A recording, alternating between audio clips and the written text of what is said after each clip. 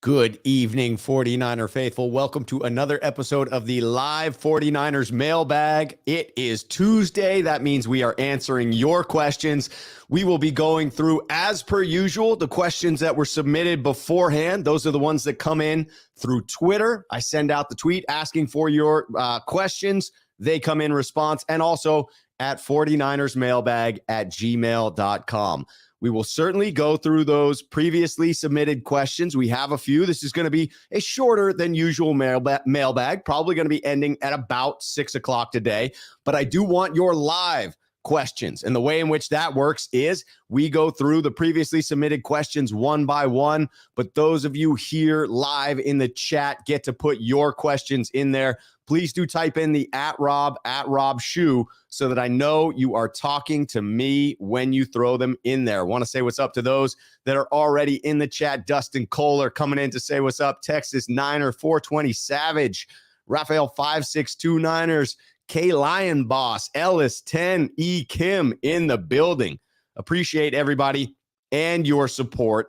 We're going to start off with a previously submitted question. And again, those of you here in the chat, you know the drill. Help me out. Hit that like button. Let's get this thing turned up a notch. Crank it up to 11. If you have a question for me, type in @RobShoe so that when I finish with one of these previously submitted questions, I can come back over and hit yours. All right, let's start off this first one. This is the title card coming in. This one coming in from E. Kim, Korean 49er, submitting Rob. Do you see with any of the defensive signings getting any extra takeaways? I don't see it with Ward at cornerback and the safety we signed from Indy or Hufanga. I see this one as a great question. I mean, did the 49ers add any ball hawks? It didn't seem as if they prioritized that. I didn't see it in the draft. I certainly didn't see it in free agency. When we look back historically, we take a look at Charvarius Ward, who was the premier addition for the San Francisco 49ers in free agency, signing him for a big contract. You're looking at 4 interceptions over the past 4 years, 2 with 0 interceptions and 2 years apiece with 2 interceptions. So not exactly a ball hawk. And it's not as if he hasn't had many games played, 67 games played. Will he get tested more here in San Francisco than he did in Kansas City? It's possible, but it doesn't seem to indicate any sharp uptick simply because of the addition of Charvarius Ward. Then you look at George Odom, who has played, again, this is the preface to it. He's played primarily special teams up to this point. Really just half the season last year, wherein he had the opportunity to start at safety for the Colts.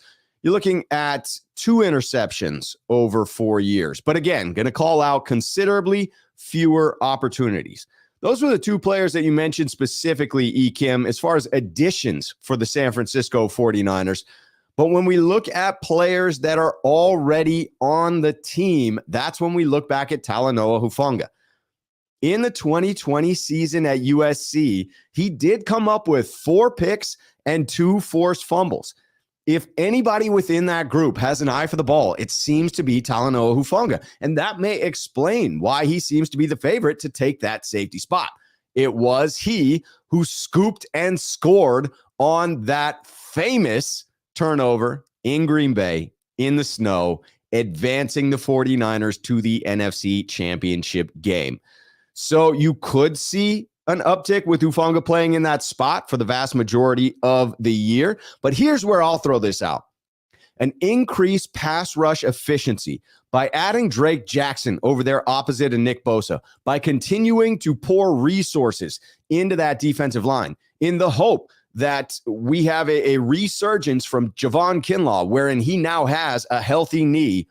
An increased pass rush could lead to additional turnovers. That seems more likely in my summation of ways in which the Niners see an uptick in turnovers. I think it's the pass rush, forcing errant throws. That's the long answer. Did they add anyone that will make a huge difference? No, I don't believe that they did. But they still have a chance for a sharp uptick in turnovers regardless because of the immersion of Talanoa Hufanga and an increased pass rush as well. All right, before I get into this next one from Thomas Luttrell, I'm getting back into your comments here in the chats. Let me get this off of there and get into C questions for Rob Shoe. E. Kim following it up. Rob, do you actually see Aaron Donald retiring this offseason? I do not. I think this is Aaron Donald using the tools available to him, much like Deebo Samuel used the pressures of social media to put that pressure on San Francisco. Aaron Donald is doing the same thing. He's saying, hey, listen, I am one of, if not the best defensive players out there. I've got nothing left to prove. If I'm going to put my body at risk going back out there, I need to be compensated as one of the best defensive players in this league because that's who I feel that I am. And if I'm not paid my worth, well, then I'll just go on my way. Do I believe he would retire?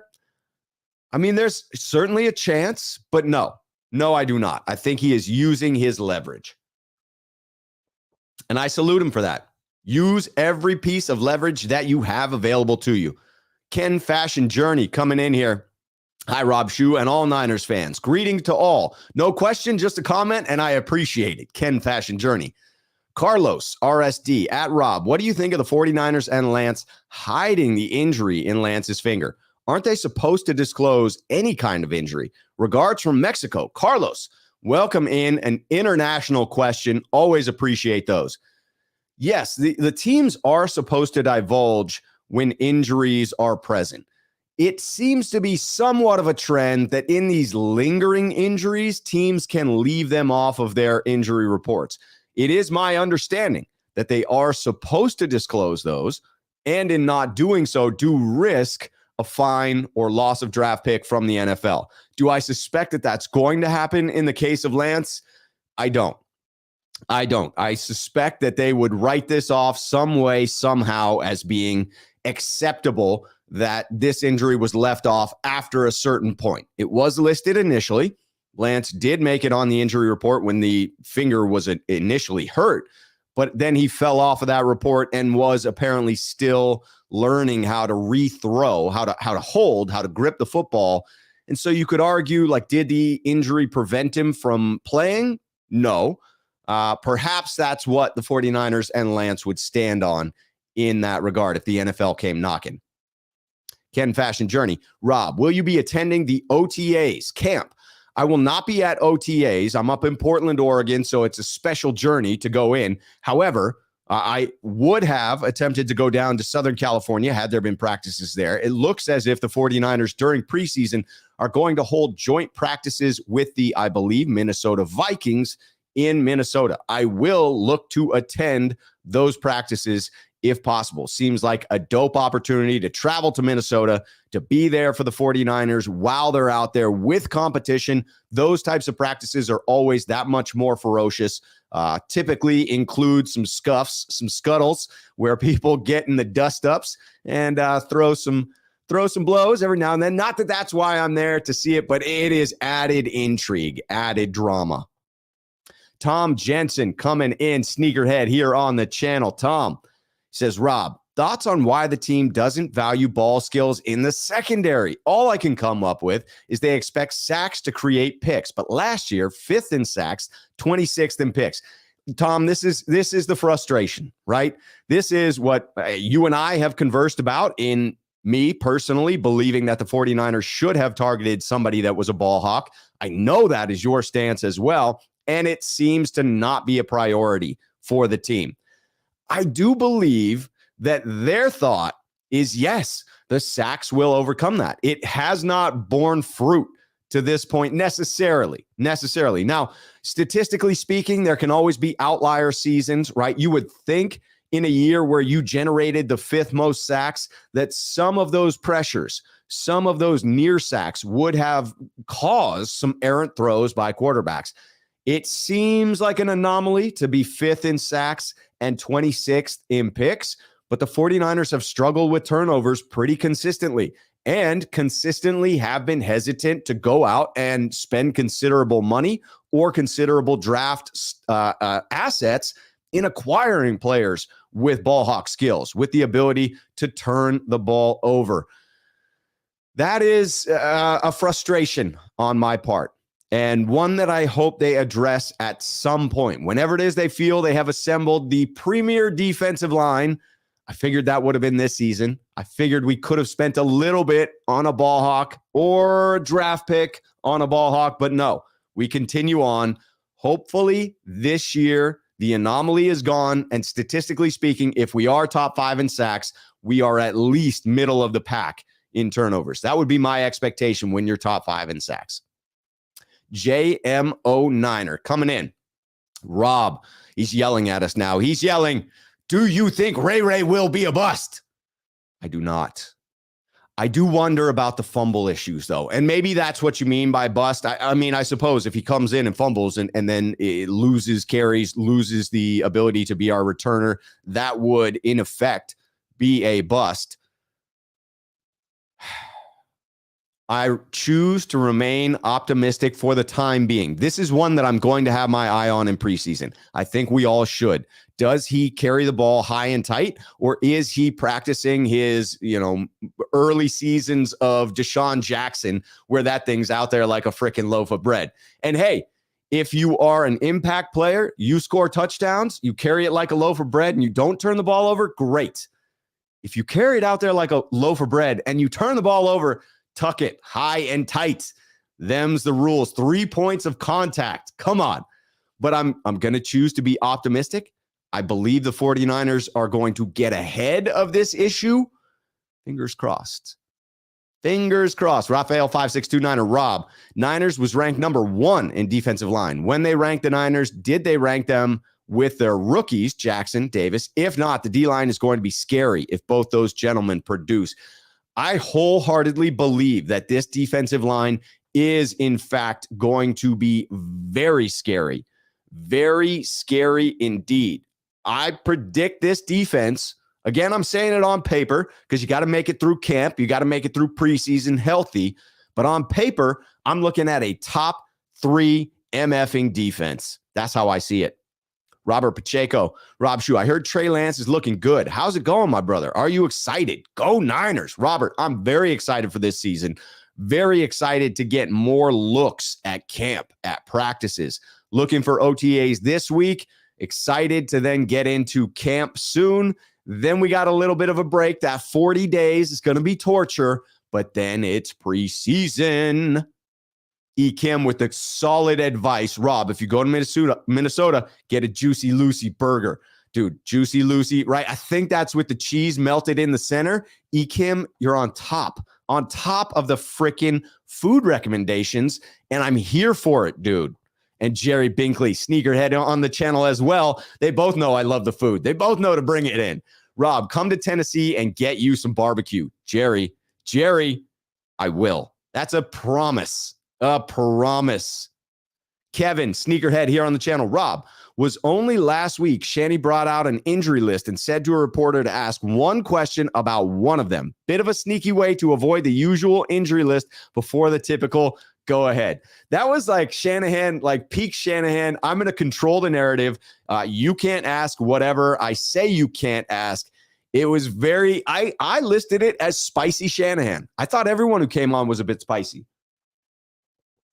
Some people contradicted that. Jack himself said, no, I didn't get a spicy vibe, just intense. And maybe I was misreading that. When you're in the room, you get a better sense of the true energy. When you're watching it virtually, you get a sense of it, but it's different than when you're in the same room and you can sense the tension. So I'm going to take Jack's word on that one, that it was a little bit more of intensity being back at practice.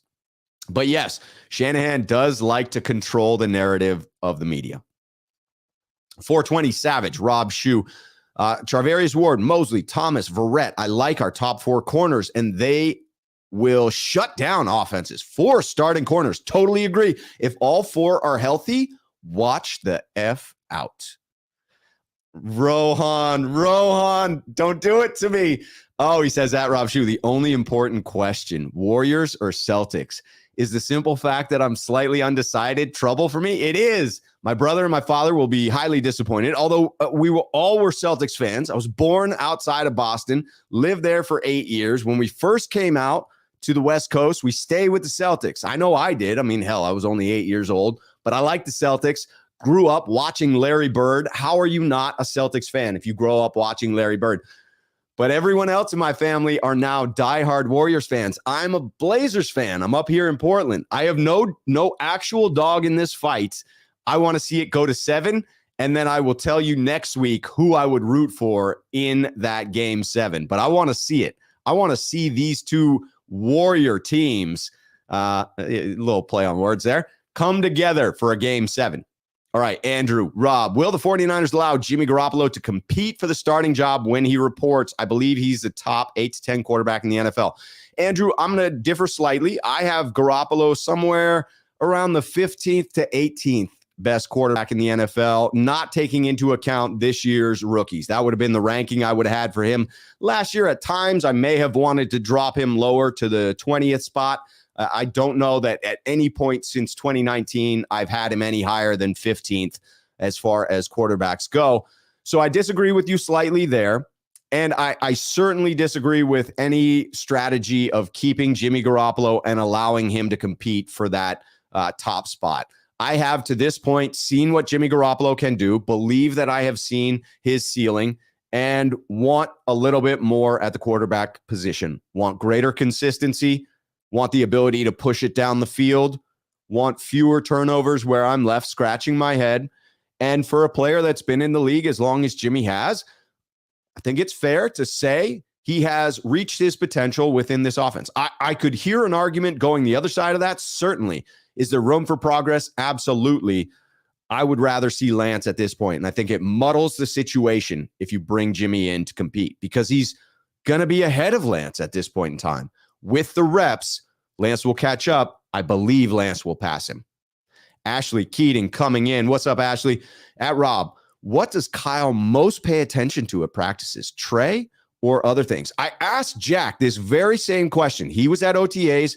I was not. Remember, I'm up in Portland, Oregon, so I am not attending the in-person practices as such. I watch the videos just like all of you, but Jack indicated that he's not completely clued in on just watching Lance, that it is about running the entirety of the practice, getting together with his assistant coaches and allowing them, and I will say, allowing them to run their individual drills. I will say, as someone who has done quite a bit of leadership development and studied the principles of leading men and women in this world, I believe good leaders are servant leaders. I believe good leaders empower the people that work beneath them. That would be all of the assistant coaches. So I'm on board with Kyle Shanahan, trusting in and placing faith in his assistants, allowing them to do their jobs and offering to support in any way that he can, that servant leadership style.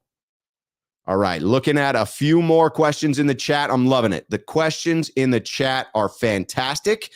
And I'll be right back to them. Got to get back to one of the previously submitted questions. If you have a question, continue to put them in live, and I will get to them next. This next one comes in from Thomas Luttrell. This is a long one that I summed down to these 2 parts, but I kept everything Thomas put in there in the original question. So here's what I summed it down to. Have you noticed people are treating some journalists better than the players? Do you feel if fans keep up this behavior, it will turn players off with wanting to be a part of this team? Here is the original question in its entirety. Again, significantly longer. Hey, Rob, Thomas Luttrell here. Haven't got to catch your live shows in a bit. They are always on when I'm at work. This is my question. Have you noticed people are treating these shock jock journalists better than the players? When Debo blocked one of these alleged journalists, the fans jumped all over him, and then he asked for a trade. I would bet money that's not a coincidence. Do you think if this continues, example, saying Anthony Davis squealed, beef with Armstead, relentlessly going after McGlinchey until Staley stepped up, calling Garoppolo out his family name by calling him Garbaggio, or however he said it, the beef with Debo, now Kinlaw. Do you feel if fans keep up this behavior of siding with these journalists, it will turn players off with wanting to be part of this team, and we end up as Detroit West? Love your content. Edit it however you want. Please leave the part in with all the players to show this is not an isolated incident. Thank you for being an alternative to the other types of journalism today. There were some choice words in the end of that I chose to leave out, Thomas, because I don't believe in insulting others. But I thought this was a valid question and did not want to avoid it in any way, want to address it wholeheartedly. I will say this. Each individual themselves bears responsibility for their own actions. Unfortunately, when a large group of people share one idea and spread, it can become a tidal wave. So in short, in answer to your question, yes, I do think that there's an actual chance this fan base becomes toxic enough to affect the ability of this organization to sign future players. Certainly, there could be players that are with this team where if they face that abuse, would choose to go elsewhere. I hope that's not the case, but I will acknowledge it is possible.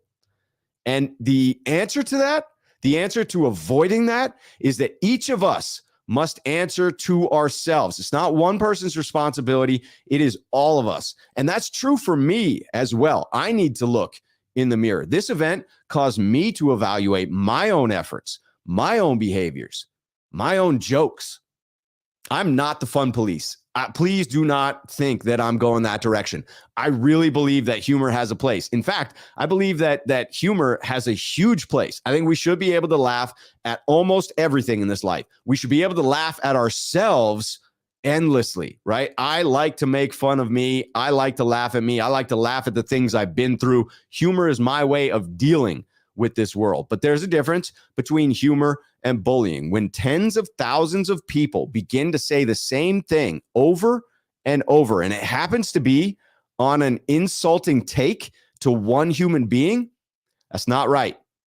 But I don't put the blame for all those tens of thousands putting that out there. I don't put the blame on one person there. If there are 50,000 voices, then there are 50,000 individuals who are to blame.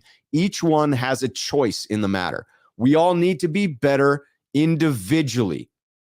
Look in the mirror. I'm looking in the mirror. I'm looking in the mirror. We all should look in the mirror. Do I view my voice and those with big microphones to be more at fault? No, actually I don't. But I certainly bear a greater sense of responsibility given my platform. So greater responsibility. Do I assign greater fault? I do not. I do think that I feel a greater sense of responsibility. I feel an obligation to be good in that regard. I hope others feel the same. And we can change this voice. We can change the collective voice of the San Francisco 49ers faithful. It doesn't have to stay negative. It's on us as individuals, is what I will say. All right, coming back with another one from Swan Song before I get back into the chat here. Swan Song coming in. If you choose one, he says, doesn't mean the other doesn't happen, but there are two hypotheticals that Swan Song's thrown out. Here's the first one. Drake Jackson, 12 sacks, top 10 in quarterback pressures, defensive rookie of the year. That's a year. That's a stat line. The other option, or Trey Lance with this stat line, 65% completion percentage, 4,000 yards, 30 touchdowns, 11 picks, 500 rushing yards, and 5 touchdowns. My initial answer, Swan Song, great question, by the way. Initial answer is that neither one of these seems likely to happen. That would be my choice if it had been offered to me, but it wasn't, so I'm playing by the rules in the game. I always do. Because I don't have that option, I'm going to select one. I'm going with Trey Lance in this one. At first, I like the Drake Jackson selection because I think he could sneak his way into double-digit sacks. That's my bold prediction. I think Drake gets 10. 12 is pushing that limit.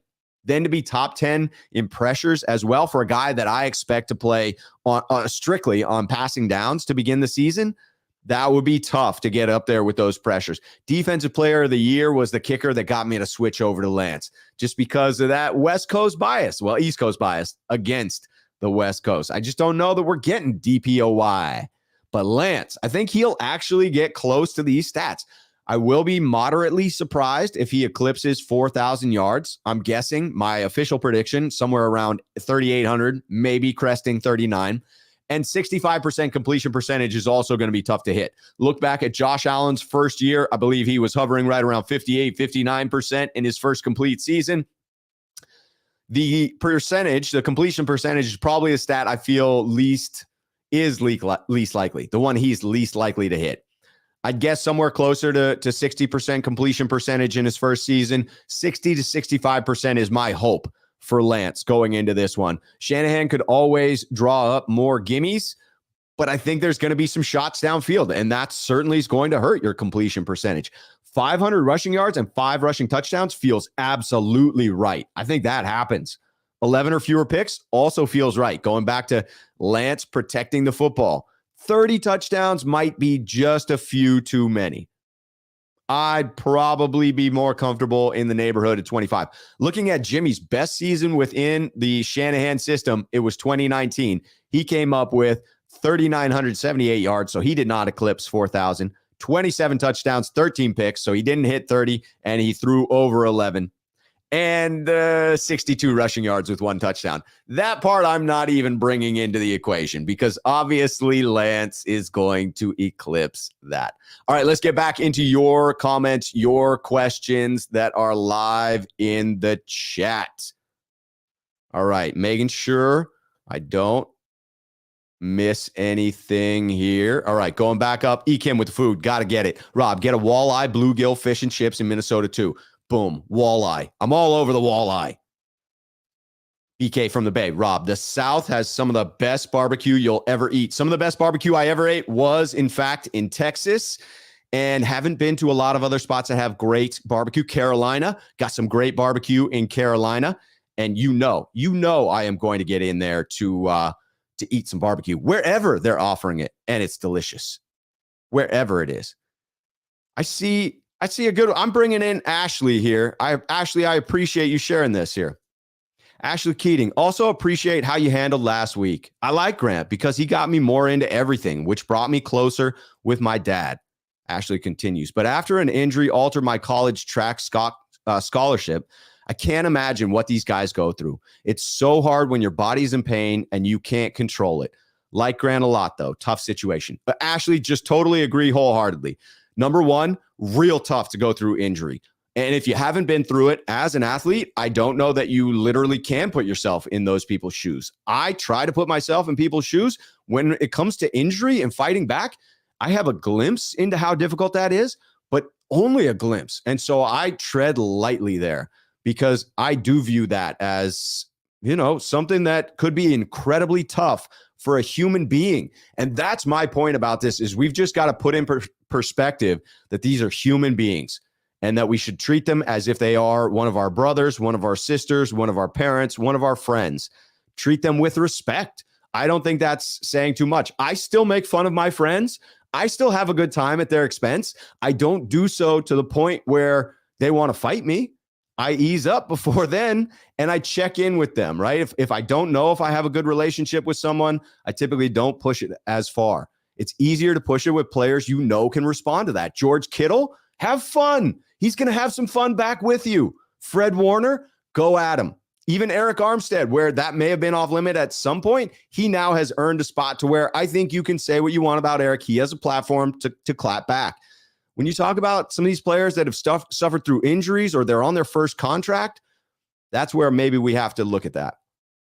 And we have to look at it all throughout. Let me say that. JMO Niner coming in. Rob, do you think we're going to keep all the linebackers we have, or do you think we're going to get rid of Greenlaw or Alshire? My prediction was that at some point we trade Greenlaw. That seems like a log jam at the linebacker room. The 49ers could play it out thinking, hey, it'll insulate us against injury, and we're going to get back a compensatory pick from whomever gets signed in free agency next year. So then they may be okay with just delaying the draft pick that you get in return for these players by an additional season. Instead of getting some draft pick in trade for Dre Greenlaw and bringing in a 2023 fifth-round pick, they may get a fourth or fifth-round pick in the draft the following year. I think they'll probably, at this point, I'm leaning towards they keep him. Barring an offer of a fifth. I think a fifth gets Dre Greenlaw. Sean 9519 or Sneakerhead here on the channel at Rob Shoe. Trey should change his jersey to 10. Laugh my ass off. Mega statement. The media would go nuts over that. That would be funny. It would horribly piss off everyone that has a Trey Lance jersey, but I think even they would probably laugh at that. Jerry Binkley. Rob, Kyle said Debo will be there for mandatory training camp. Do you think he will be there, or will he be held out until he gets a new contract, or will he hold out and not practice? I think he might be there. Do I think he practices without a new deal? I do not. I think Debo doesn't practice without a new deal. Kelts Chronicles coming in, sneakerhead here on the channel. Rob, the negative opinions on Trey Lance without significant reason smells like greatness is coming. What's your thoughts on the Trey hate? Why and where might it stem from? It's easy to talk about someone who will get you substantial clicks. Trey Lance is that guy. Right now, he's an unknown commodity. You can drum up greater clicks by saying he's not that good. That gets the fan base currently riled up. I do think some of that plays in. You're also probably looking at an even split of roughly 50-50 between people with not enough information to make a call going either Trey is going to be the next great or he's going to flame out. So you're looking at people making these bold predictions without enough information is, I think, what you're looking at. Robert Pacheco, Rob Shue, do you see Jimmy G going to the Saints? I don't. They seem pretty committed to Jameis Winston. I honestly don't know where you end up sending Jimmy G at this point. I got to acknowledge the cut seems to be looming. Ooh, Jay Tan coming in. Rob, predict who will be the interceptions and forced fumbled leaders. Forced fumbles, I'm going to go with Azeez Al-Shire for forced fumbles. Boom, he hits hard. That ball's going to pop out. So I'm going Azeez on the forced fumbles. This one could be a mistake. Could be a big mistake, but I am going Jason Verrett for the interception leader. You know I want to bring back Jason Verrett and let him know I got his shoes here and get his signature on those shoes. So I'm trying to win the man over. But I do think if healthy, he grabs one of those starting spots, unless the Niners try and hold back and say, well, we'll keep him as the third cornerback so that he doesn't re-injure himself, to keep him from getting additional reps. But I've got to say that I think you put him out there as a starter, and he's proven he is a bit of a ball hawk. So I see that as the most likely leader there. All right, still a few minutes behind. I apologize, but I am catching up in the comments. Kelts Chronicles says, Rob, you run a great show. Keep up the amazing work. We have the best community in the world that you definitely help drive with your transparency, understanding, and positive energy. Kelts Chronicles, man, appreciate that.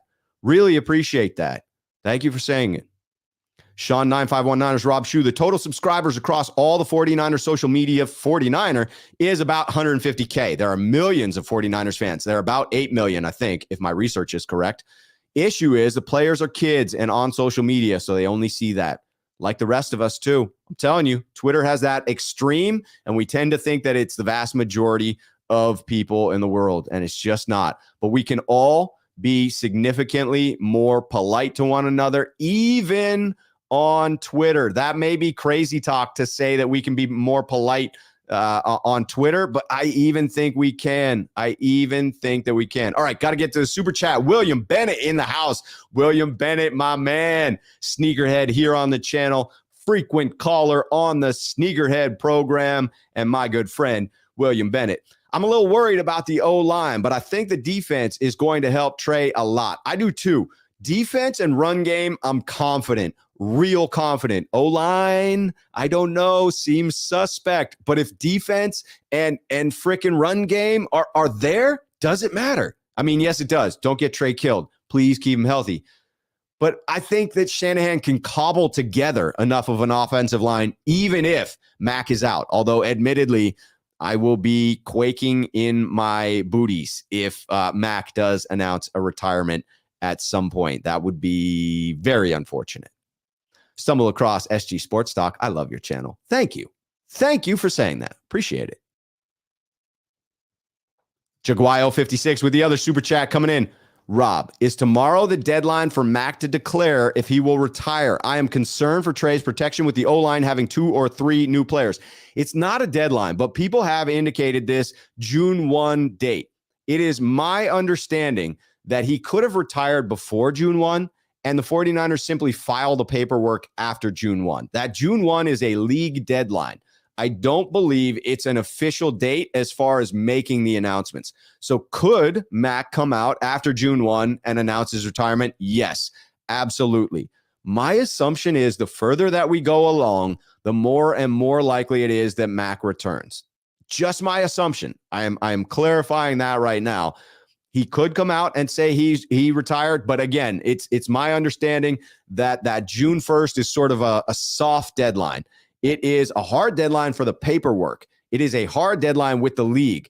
But as far as coming out, if the team had said, they did it with D Ford. They said, hey, we are going to release D Ford. We're going to do so with a post June 1 designation. So they announced that D Ford was done with the 49ers, but that did not actually get implemented, has not actually been implemented, and it will not be until after tomorrow for that reason, that it triggers a different effect on the cap. All right, scrolling back because there were a couple that I missed as well. I saw the @Robs as I was scrolling along here.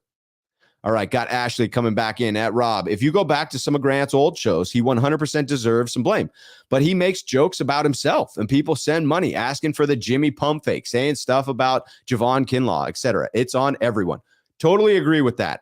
And that's the missing piece for me is Grant, in my humble opinion, again, I'm friends with Grant, so I admit some bias there. But I also will criticize him. I have no problem with that. I believe we all deserve blame for our own actions or should be accountable for our own actions.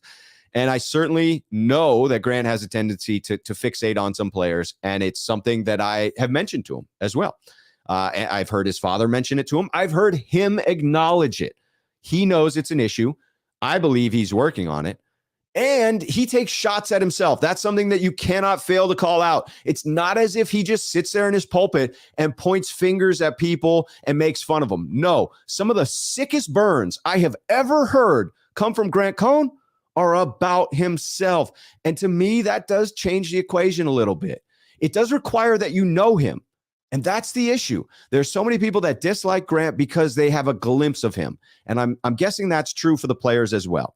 I do think the players that understand him a bit more, understand his personality, understand he does not mean harm, and understand his sense of humor is intended to be funny above all else and not hurtful, and that he's willing to throw those same barbs and jokes at himself. I do want to call that out. I also want to acknowledge that we all can look in the mirror. Kevin, Rob was listening to you and Jack the other day. He said that he missed some things live because of taking notes. Are you not allowed to record during practice? Leaks are super unprofessional. They are allowed to shoot some video, but the Niners are in control of what can and cannot be videoed while they're out there. I believe. E. Kim, Rob, food and drink at the Falcon Stadium, pretty inexpensive. Hey, amen, Arthur Blank, kudos to Arthur Blank for doing that, for putting the cheap eats out there. I think you can get a hot dog and a soda for a reasonable amount, and it should be that way at every frickin' stadium. Sean 951 with his prediction, Rob Shue, Bosa for forced fumbles. Remember, I had said Aziz. So you got Sean 951 on Bosa. I'm in on Aziz. Maybe Sean and I will have a little friendly wager. We know each other well enough that we can have a gentleman's bet going on here. And he's got the interceptions as Charvarius Ward. Important to clarify there, not J Ward, but C Ward. Okay, I like that. And I can't fault those. I think both of those are bold predictions that could very well come true. Anyone else wants to put their, here we go. Howdy, partner. Calling out Winston reportedly moving with a visible limp. This is what the Niners are hoping for. I'm not wishing injury on anyone. But that's what the Niners are hoping. In camp, some quarterback on some team that has a shot is going to go down, and they're hoping that they'll come calling. Andrew says Jimmy Garoppolo is superior to Jameis Winston. I believe that to be very, very true. Very, very true. Daniel coming in. Rob Shue, love from Ireland. Hey, that is my heritage. How about the Irish? Luck of the Irish. Here we go. Love from Ireland. Coming to San Fran in August. Do you know what dates training camp is open to the public? I do not. However, Daniel, hit me up at 49ersmailbag@gmail.com. 49ersmailbag@gmail.com. Ask me that question again. I will get into it and get back to you with a response. I will find out for sure what the dates are, because, man, I hope you get to see some practice. We're talking about practice? We are talking about practice. Troy, sneakerhead here on the channel. Rob, you're a great content provider. I appreciate your work. Troy, thank you for that. I always love it when I think I'm getting a question and instead I read myself a compliment. I always enjoy that fact. Cerberus Sports Talk in the building. Going to be on with Randon McMahon tomorrow at Rob Shue with drafting Drake Jackson. Which defensive end gets left off the roster? Great question. There's every chance the Niners, up against the cap, do something strange like trade or release a player. Samson Ebukam could be a cap casualty. Releasing him saves them somewhere around $5-6 million. I would not do that. I believe that the 49ers can slip the vast majority of these players onto the roster with the ability to keep some players on the physically unable to perform list or the IR list. So there will be some injuries during the preseason. It's almost a guarantee. They'll probably be light, hoping they're light. And if they're light, the Niners may do that sort of tricky move where they say, oh, well, it's only a couple of week injury, but it's enough to land them on IR. And some of these players could basically be there as backups with the intention of bringing them back when there are other injuries. If I had to pick one who gets left off entirely, it's not going to be Charles Omenihu. Could it be Jordan Willis? It could. It feels like it could amongst that group. Again, if you're going cost savings, Samson Ebukam seems like the most likely. I'm saying no one of note that the Niners sneak players on using PUP and IR. That's my prediction. Bold or not. Ekim, Rob, not sure why Kyle wants quarterbacks who aren't stars or elite. Didn't his father win 3 Super Bowls with Steve Young and John Elway, 2 elite starting quarterbacks? Yes, but that's why we gave up to get so much to get Trey Lance, so that we can win with an elite quarterback. Jay Tan coming in. Rob, just because you make fun of yourself, you can't do it like that to the players. I agree with that. That's a fair statement. I think we should take into account someone's sense of humor when we attempt to criticize them. However, I don't think it's fair, for example, to criticize someone like Dave Chappelle, who is incredibly thoughtful in the way in which they say things, on the same level as someone who is a shock jock type of a comedian who's just saying things to get a reaction. Dave Chappelle and people like him that are masters of their craft, and I'm not drawing comparisons here. I'm just making a statement about judging people based on their own sense of humor, based on their own intentions. I do think that context matters, and that's sort of what I'm suggesting here. I also agree that you should come at yourself a little bit harder than you come at others. I do not condone bullying. I do not condone coming after the same people over and over. That one is tough for me, for sure. All right, getting back into the previously submitted questions. For those of you still here, go ahead and put those questions in the chat with @Rob or @Rob Shue. All right, we are getting into this one coming in from Rohan. Rohan submitted a very good question here that I enjoyed. This one says, who will get the most usage out of the top 3 receiving options? Samuel, Kittle, or Ayuk? Rank the 3. I like the addition of ranking them. All right, so I went back and I looked at historic usage, both receptions and rushing attempts, because we are looking here for usage, right? So I want total touches. That's how I'm defining usage here. If you took it as targets, it might go in a different route. When I think usage, I think how many touches did that player get? So I look back at Debo's regular season touches. 2019, 71 in 15 games. 2020, 41 in 7 games. 2021, 136 in 16 games. How many average touches per year over those 3 seasons? 82.6 touches per year. How many games per season did he average? 12.6. So 82.6 touches over 12.6 games per year. Kittle, larger sample size, 5 years to look at. Debo only had the 3. Kittle, 2017, 43 touches in 15 games. 2018, 89 touches in 16 games. 2019, 90 touches in 14 games. 2020, 50 touches in 8 games. 2021, 74 touches in 14 games. So you see a healthy trend in there with Kittle in the large sample size, but a downtick in 2021. Ayuk, His regular season, let me get you the averages there. For Kittle, the average number of touches per season, 69.2. That is well below Debo's 82.6. Debo does have the one outlier, which statistically skews it. The number of games for Kittle, above Debo's 12.6. So Debo averaged 12.6 over his 3 seasons. Kittle has averaged 13.4 over his 5 seasons. Then we look at Ayuk, just a 2-year sample size. So this is a much smaller sample. Ayuk's regular season touches, 2020, 66 over 12 games.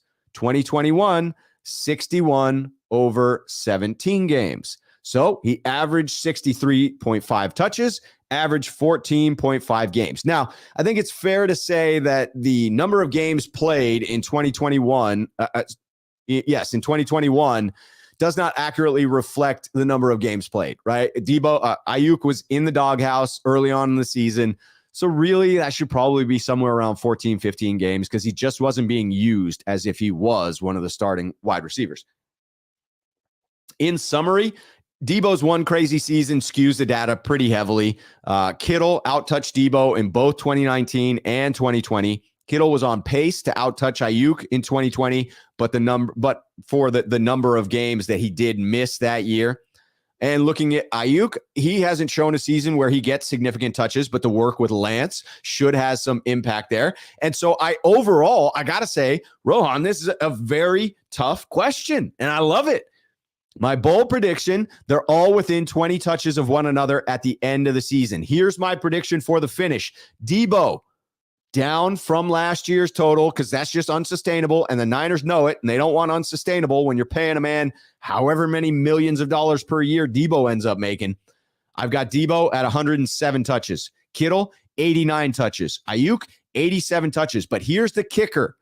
2 out of the 3 end up with 1,000-yard receiving seasons, and neither one of them is named Debo. I think total yards, Debo ends up with the most, but as far as receiving yards, I think he's outgained by Kittle and Ayuk with 89 and 87 touches. The vast majority of those are going to be receptions. I think both of them have a chance to have some deep passes in there. I think both have a chance to eclipse 1,000 yards. Going to be an exciting season. It's a bold prediction. It's a real bold prediction. Those are some pretty incredible averages per reception for Ayuk and Kittle. Would be remarkable if I get that one right. Here we go. Lionel coming in with this question. Do you think any of our current running backs will surpass 1,500 rushing yards this season? From Lionel L. Short answer, I do not. I see a 3-headed monster this year. It's going to be hearkening back to what we saw in 2019. Here are the stats from 2019 when you had a true 3-headed monster. Mostert, Breida, Coleman. In yards, they had 772 yards for Mostert, 623 yards for Breida, 544 yards for Coleman. As far as carries, damn near the same. Mostert, 137. Coleman, 137. Breida, 123 because he missed a couple of games. They split the carries pretty damn evenly. There was a difference in average yards per carry because of Mostert's breakaway speed, no doubt about it. I think we're going to be very close to this in 2022. All 3 of these guys end up under 1,000 yards rushing. I think it's almost evenly split in carries between Elijah Mitchell, TDP, and Trey Sermon. Yes, I think we see the emergence of Trey Sermon within this offense with Trey Lance. I think it'll probably be closer in average yards per carry because there is no Mostert in that group. So there's not going to be the outlier as there was by a solid 1.5 yards for Mostert in 2019. I do expect Elijah Mitchell to have the higher yard per carry average. All right, we got one last question. It's a bonus question from Lionel coming up next, but I'm going to get back into your comments live in the chat before I finish out with the bonus edition here. BK from the Bay, Rob, the crystal ball guru. I'm telling you, I see things. Is that creepy? Is that weird? A little bit of both. Probably a little bit of both. I'll knock it off.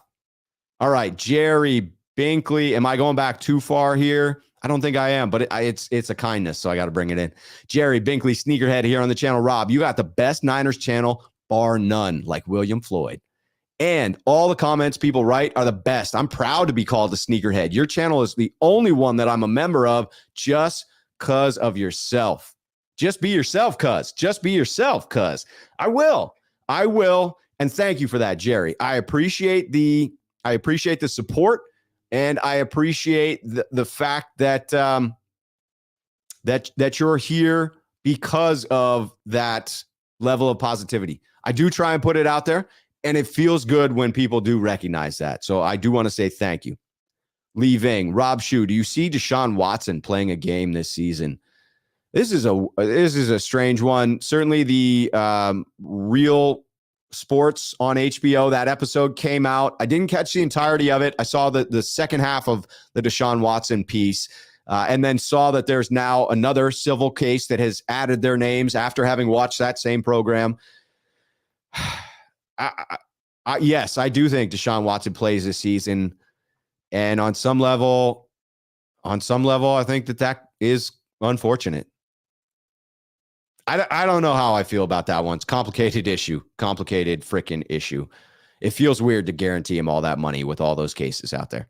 Sean 951 Niners, Rob Shu, Ebucom, bye-bye. That's a prediction. Ricardo, just coming in. Good work, Rob. Appreciate you, Ricardo. Tom Jensen with the D-line talking about they might carry 11. I think they will. I think they carry 12 because there's one on the pup already. I don't understand this one, but it does say at Rob Shu, need Willis's hand. I mean, any part of Patrick Willis, you got to have. Bullpup 33. At Rob, criticism is nothing new. What is new is players being part of social media 24/7. Egos need to be kept in check. Kept in check, and relationships need to be built in the locker room. You got to get reporters back in the locker room. And for those of us that are not in the locker room, you better damn well recognize that when you speak about a player, that you're never going to have to see them face to face. If you're never going to see a player face to face, and you come at them hard, that's probably a little bit of cowardice if you're never going to see him. If you are going to see him, a little bit different. Ooh, Sean 951 thinking Kittle's going to be big. Rob Shu, Kittle will be a Lance Blanket. I think that's entirely possible. I have him with a significant number of touches. I believe he's going to eclipse 1,000 yards this season. Ooh, here we go. Jerome coming in. Bold prediction. Kittle will finally break the single game receiving yardage with Lance. Man, I hope so. Thomas Luttrell, I hope you saw your question earlier. Thomas coming in saying, Rob Shu, I finally made a live show. Candidates for surprise breakout offensive player, Ray McLeod, TDP, Aaron Banks, or Trey Sermon. I'm going TDP there. I've said it multiple times. It was the draft pick that I have the sort of least amount of fervor for. It was the one where I cringed when I saw what we had done. And I believe he has every possibility to lead the team in touches for a running back and yards. It's a wild conundrum. It wasn't great value, but the Niners could turn that into a value pick. No doubt. Philip coming in. Rob Shu, Trey Lance still lacks experience, but he's a quick study, and I'm excited to watch him develop. That makes two of us. JMO9 Rob, what is your favorite jersey you have, and what's the next one you getting? Also, thanks for all you do on here. I look forward to it every week. Keep being you and keep being authentic, Rob. I appreciate that. Let's see. Right now, I think I have Jerry, Bowman, Patrick Willis, Nick Bosa, George Kittle. I think that might be it right now. And I would have to say the Jerry Rice jersey is my favorite. It's the only one I didn't buy for myself. It was a gift from. That's not true. Maybe one other was not a gift for myself, but that one was a gift for my brother. It was the first jersey I ever got. Was the Christmas of 97 or 98. I have had it ever since. I've kept it in good condition ever since. It's probably still got some remnants of Candlestick Park on there. Maybe a little bit of mustard somewhere in there. Although I keep it clean, Jerry. I promise I keep it clean. But yeah, the Jerry Rice jersey is definitely my favorite at this point. All right, Ashley with a question. Can you ask Jack, was Ward significantly better than E-Man at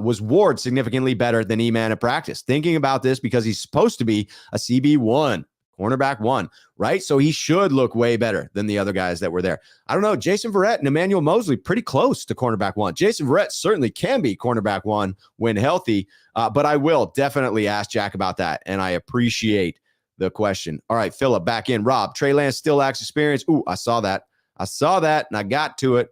All right, Lee Ving at Rob Shu. If the D is as good as it looks on paper, Niners are going to run a lot and be in pretty low scoring, close games. Where are the offensive stats going to come from?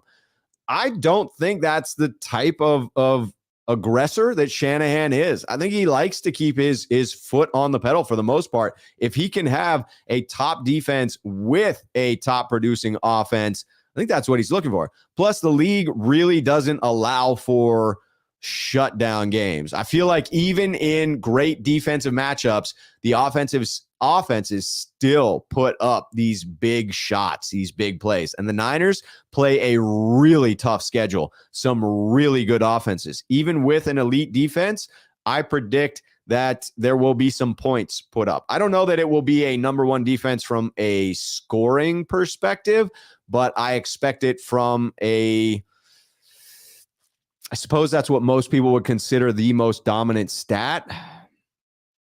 But if you can keep the yardage down, if you can rack up the sacks, which is where I really expect the Niners to excel, and get some additional turnovers, you're still looking at trying to have a low-scoring defense. So I think that's a fair ask.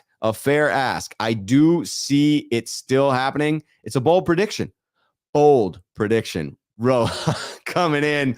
Rohan, no, not a 2-hour show. This is a 1-hour show tonight. Starco fan 212.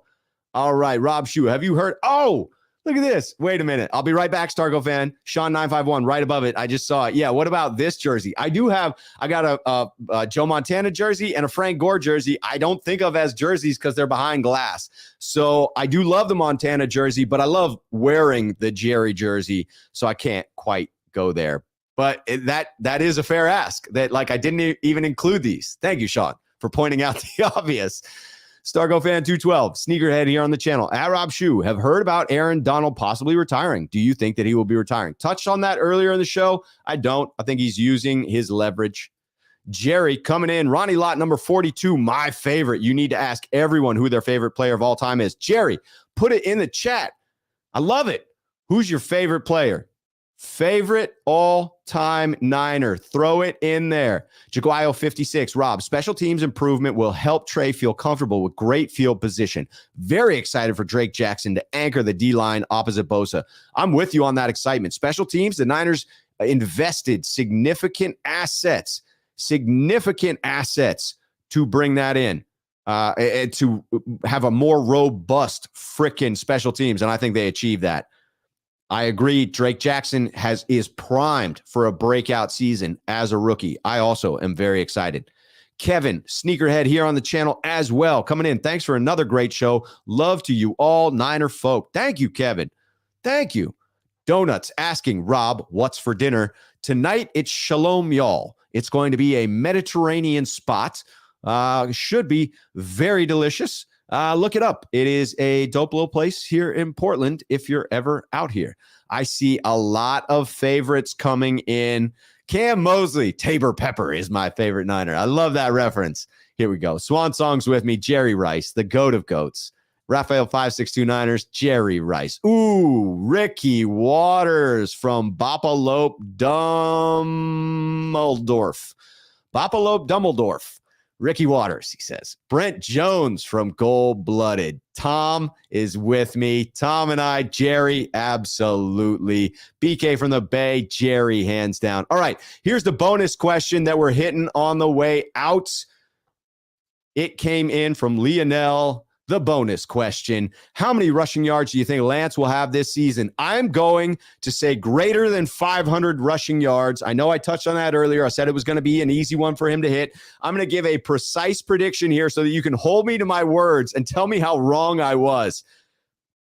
Here's the prediction, the way too early rushing yard prediction for Trey Lance. 542 rushing yards, 6 rushing touchdowns on the year, and that is not including the postseason run that we are going to make. Yeah, you heard it here first.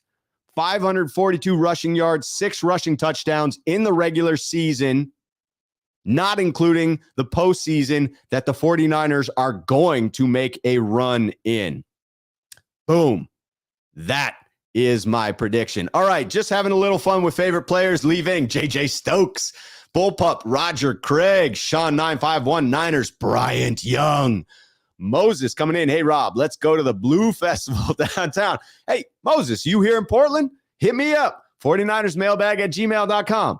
We got predictions on yardage for Lance rushing. Sean 951 Niners, 600. Renard, 700.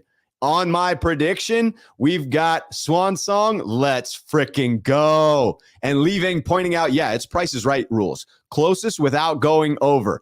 543, the price is right. I'm telling you. It is going to be a glorious season. I am thrilled with this show. Like I said, had to be a bit of a short one. If you're here, please hit that like button before your way out. If you have not subscribed to the channel, I'm only like 65 subscribers short of 7,000. So let's get that thing up there. Crank up the subscribers. Let's get it there. Pretty excited to hit 7K in the off season. Pretty excited about that. Great show here today. I will be back on tomorrow, this channel with Random McMahon between two beards at 5 p.m. Then I will be on with Aaron of 49ers First Takes on his channel. We are going to be going live at, I believe, 7 p.m. Check Twitter. I just recently hit that tweet from Aaron as to when we're going live on his channel. Both of those shows are going to be great ones. Thank you for sticking around for this show. I love your contributions. I love the dialogue of the Mailbag show. Thank you for all of you for being here.